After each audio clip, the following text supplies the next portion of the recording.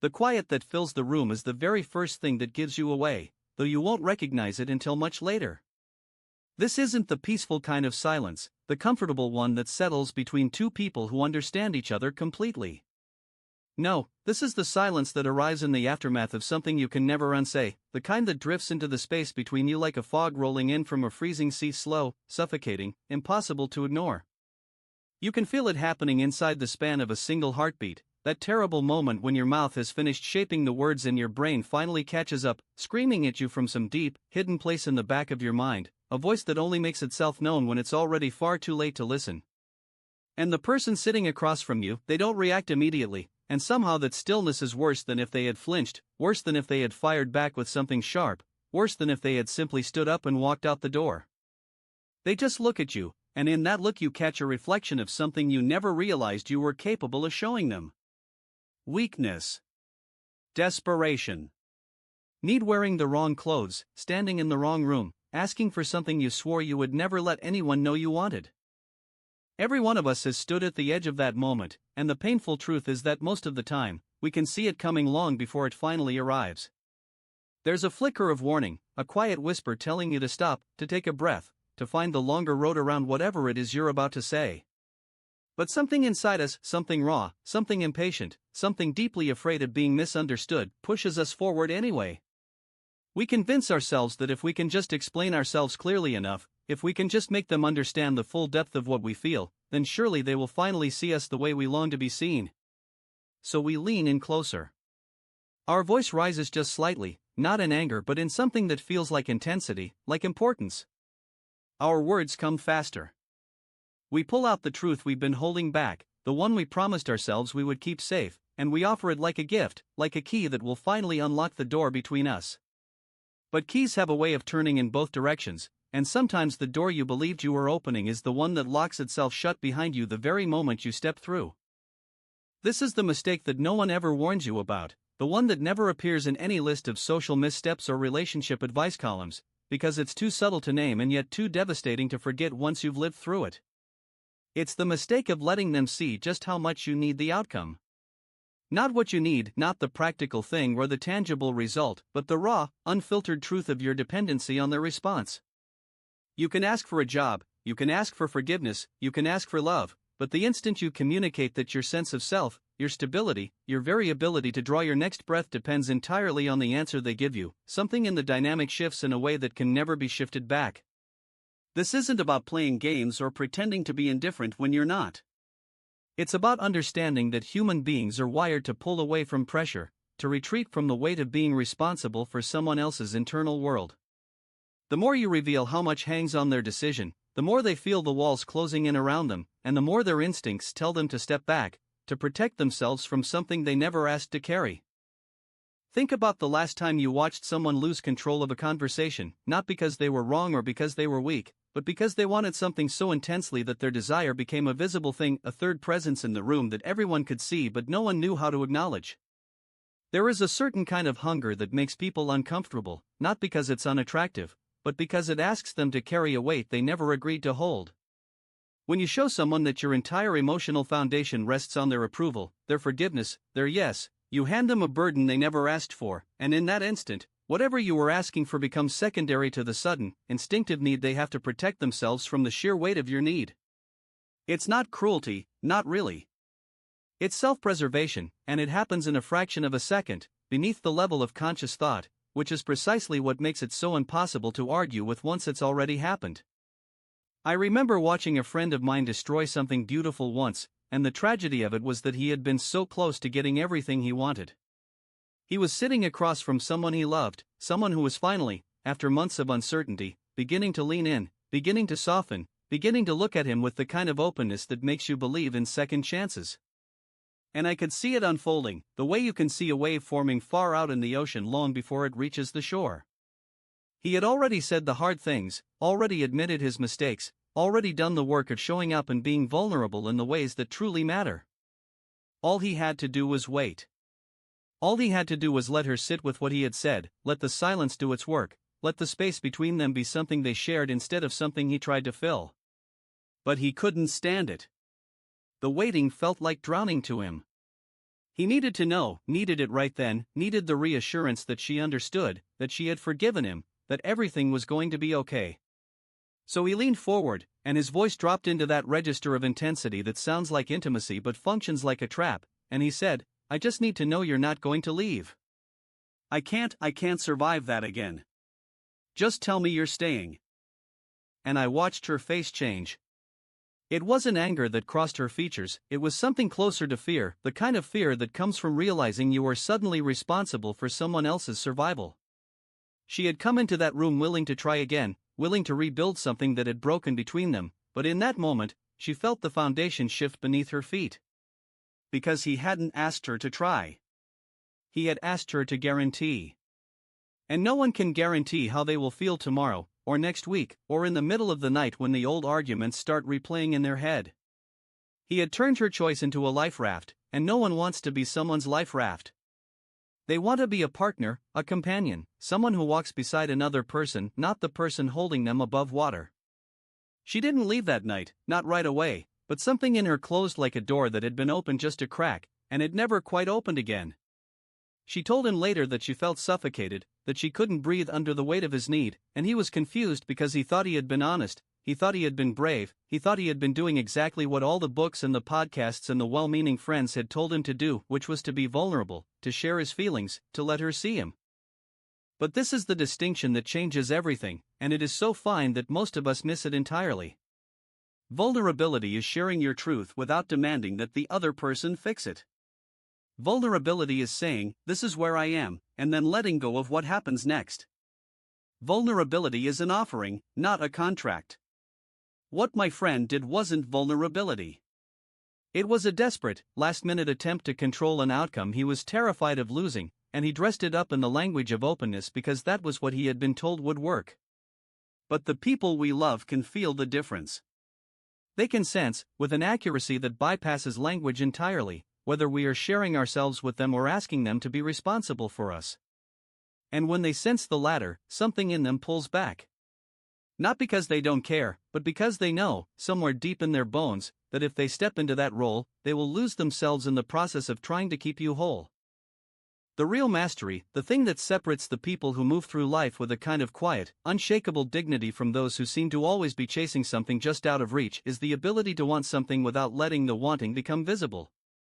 And I know how that sounds. I know it sounds like manipulation, like game playing, like the kind of cold calculation that runs counter to everything we are told about authenticity and being real.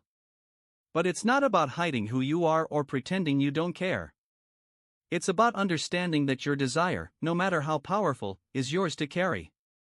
It's about recognizing that when you hand your desire to someone else and say, "Here, hold this for me," and if you drop it, I shatter, you are asking them to do something that no human being can do without breaking themselves in the process.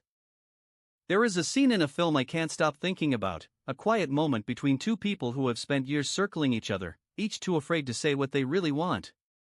And in this scene, one of them finally speaks, but here's what makes it different from my friend's story: she speaks without demanding. She says, "I have imagined a life with you. I have imagined it so clearly that sometimes I forget which parts are real and which parts one made up. And I don't know if that's something you want, or something you've ever thought about, but I needed you to know that I've thought about it. That's all. I just needed you to know." And then she stops. She doesn't ask him what he thinks. She doesn't ask him to make a decision. She doesn't fill the silence with explanations or justifications or pleas for reassurance. She gives him her truth and then she lets it exist between them without trying to control what happens to it. And in that space, something shifts. Because he doesn't feel cornered. He doesn't feel like he has to answer right now, like his response is going to determine whether she lives or dies. He can breathe. And because he can breathe, he can think, and because he can think, he can feel his way toward what he actually wants instead of reacting out of the panic of being asked to make a choice before he's ready. This is what we miss when we make the mistake, when we let them see us holding the whole fragile structure of our happiness in our hands and offering it to them like a glass sculpture we expect them to catch.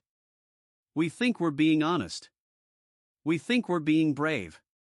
But what we are really doing is asking them to prove something they haven't had time to figure out yet, and in the asking, we make it impossible for them to ever know if their answer is really theirs or just a response to the pressure we've applied. The cruel irony is that the people we most want to stay are the ones we most often drive away with the very intensity of our wanting. We convince ourselves that if they could just see how much we love them, how much we need them, how much our world revolves around their presence, they would be moved by the depth of it. They would feel cherished, wanted, irreplaceable.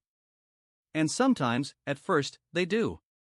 There is a honeymoon to that kind of intensity, a brief period where the weight of your devotion feels like a gift, like being seen in a way they have never been seen before. But the weight never stays light. It accumulates. It settles into the corners of every conversation, every decision, every moment of space that should have been breathable but instead feels heavy with unspoken expectations. And eventually, they start to wonder who they would be without your need of them. They start to wonder if they are staying because they want to, or because leaving would feel like pulling a pillar out from under a building they never agreed to hold up. I've watched this happen in negotiations too, in business deals and creative collaborations, places where the stakes are different but the dynamic is exactly the same. A young filmmaker once told me about pitching a project to a studio executive, and he was so convinced that this was his one shot, his only chance to make the thing he had been dreaming about for years, that he walked into the room already having lost. He talked too fast, he overexplained, he answered questions before they were fully asked, and somewhere in the middle of the meeting, he said something that made the executive lean back in his chair and go quiet. What he said was, "I've been waiting my whole life to make this film. If this doesn't happen, I don't know what I'm going to do. This is everything to me." And he meant it. It was true. Every word of it was true.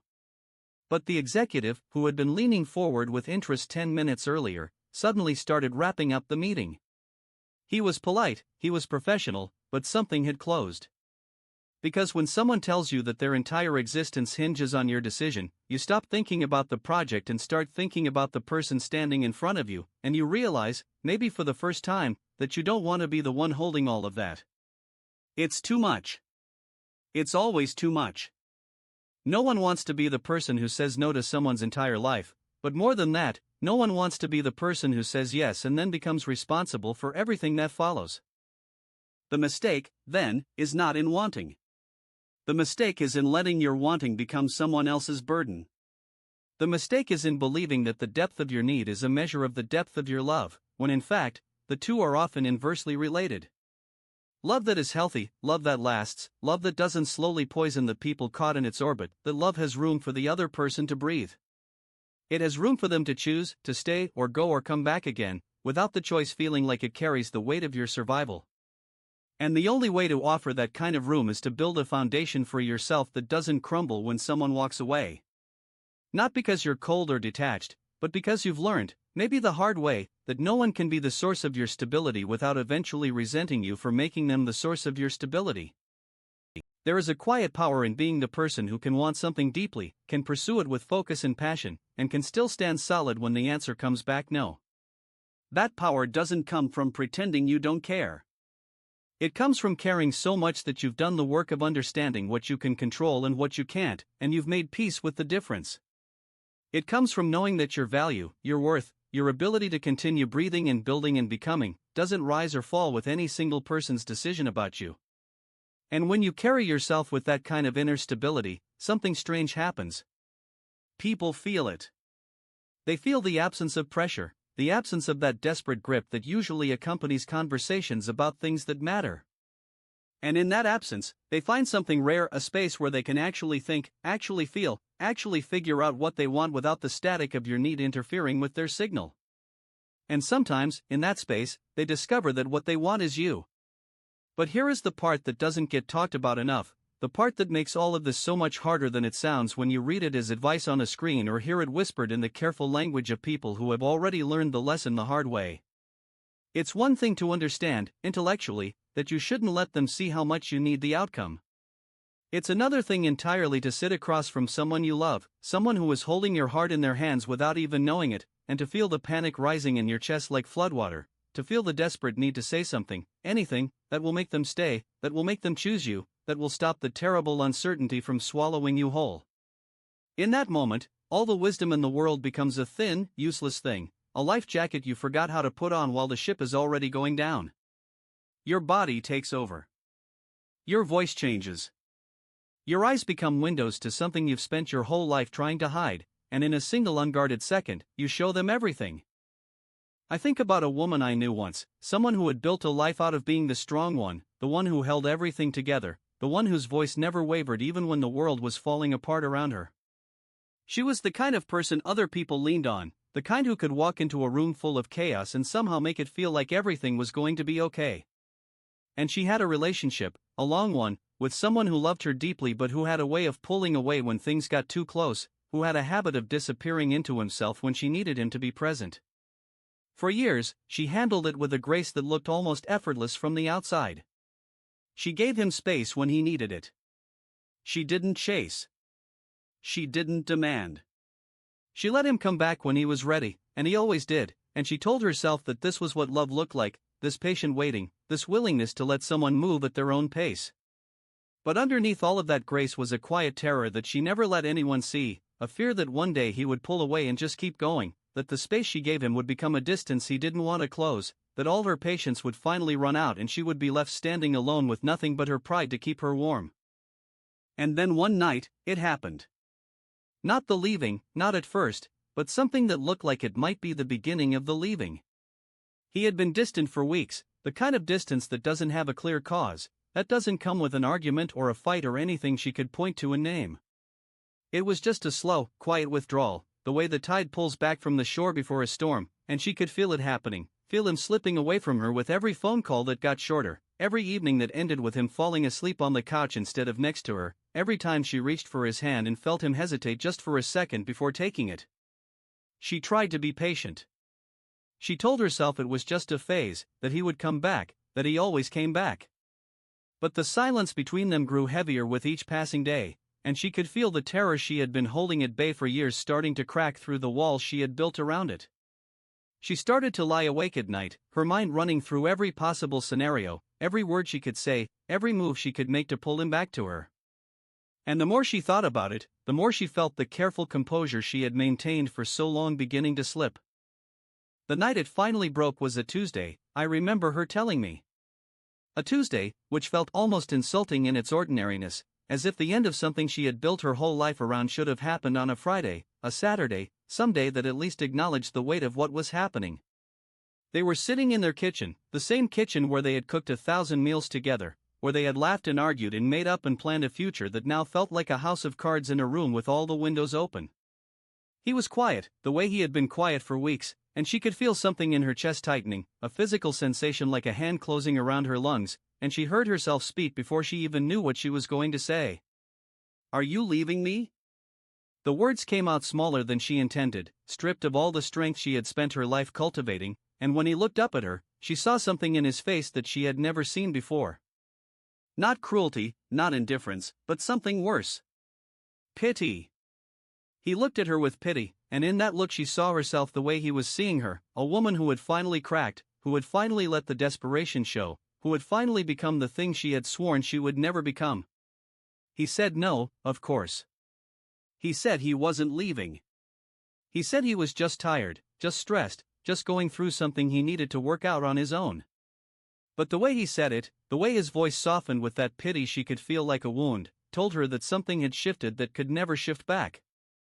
She had shown him the thing she had been protecting for years, the raw, terrified part of her that believed she was only loved because she was strong, only wanted because she never needed anything, only kept because she made it so easy to stay. And in showing him, she had confirmed something he didn't even know he believed, that underneath all her strength was a fragility that might one day ask him to carry her, and he didn't know if he was capable of that, didn't know if he wanted to be capable of that, didn't know if he had signed up for a version of her that needed anything at all. They stayed together after that night. For months, they stayed together, and from the outside, things looked the same. But there was a new carefulness between them, a new way she had of measuring her words, of making sure she didn't let that crack show again, of pretending that the moment in the kitchen had never happened. And he, for his part, pretended too. He pretended that he hadn't seen what he saw, that the woman he loved was still the unshakable force he had always believed her to be. But the pretending was its own kind of poison, and it seeped into everything they did, every conversation, every touch, every quiet night that should have been easy but instead felt like walking through a room full of things that could break if you breathed too hard. She told me, years later, after it was finally over, that she didn't blame him. That was the hardest part for her to admit, that she didn't blame him for what happened, because she had done it to herself.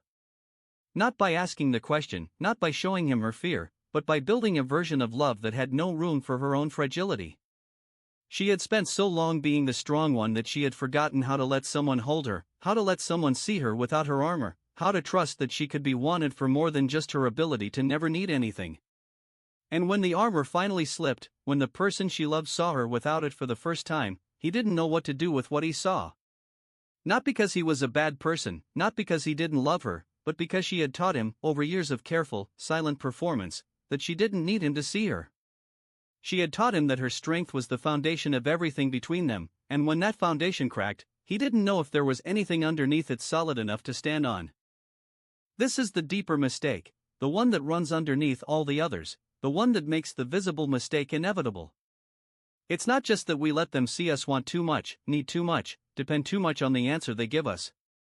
It's that we spend years, sometimes decades, training the people around us to believe that we are the ones who don't need, that we are the ones who can handle anything, that we are the ones who give without ever asking to receive.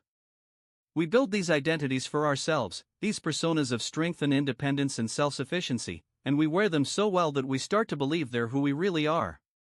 And then, in a moment of exhaustion or fear or grief, the mask slips, and the person who has been relying on us suddenly sees something they were never prepared to see. They see that we are not the rock they thought we were.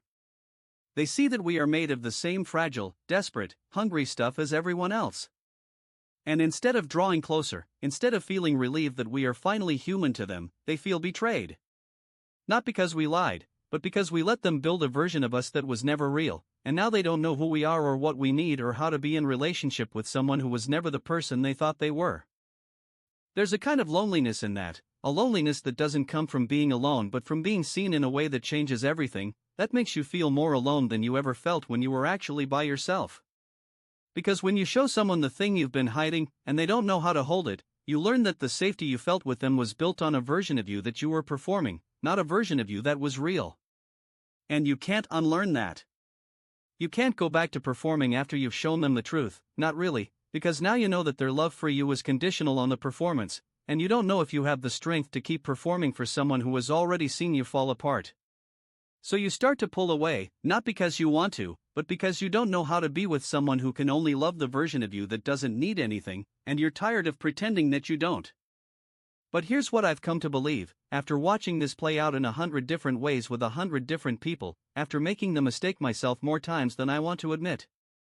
The solution isn't to hide better.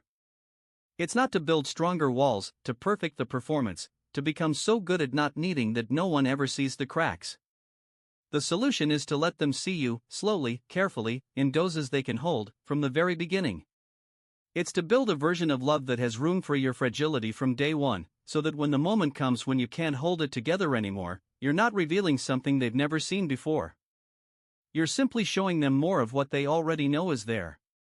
The people who can handle your need are the people who have seen pieces of it all along, who have watched you struggle and fail and get back up again, who have learned that your strength is real but your weakness is real too, and who love you not despite the weakness but because of the whole, complicated, contradictory person that you are. And the other part, the part that's harder to hear, is that sometimes the people we're afraid to show are the people who were never going to be able to hold us anyway. Sometimes the mistake of letting them see too much, too fast, too desperately, is actually a gift, because it shows us something we needed to know. It shows us that the relationship we were holding onto was built on a version of ourselves we were exhausting ourselves to maintain, and that the freedom of being seen and not being able to stay is better than the prison of being loved for someone you're not. I've watched people lose relationships because they finally let the mask slip, and I've watched them grieve those losses like the deaths of people they loved, because in a way, they were deaths.